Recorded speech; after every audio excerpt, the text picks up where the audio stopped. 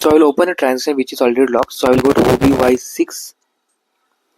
So see, the data is locked. So I will copy the username Rebecca and I will go to SM12.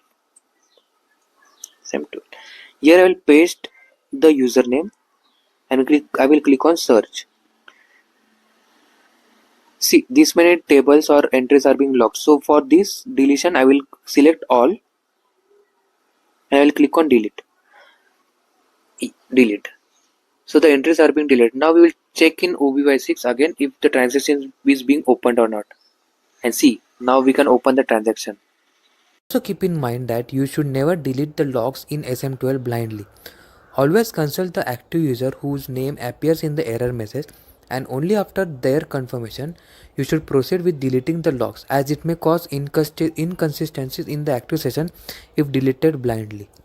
If you found this video useful, then don't forget to like, share and subscribe to my channel SAP Simplified by Prasad. Also, if you have any questions or doubts, feel free to drop them in comment section.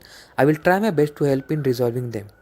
That's all for today friends. Thank you for watching and I will see you in the next video with another useful SAP tips.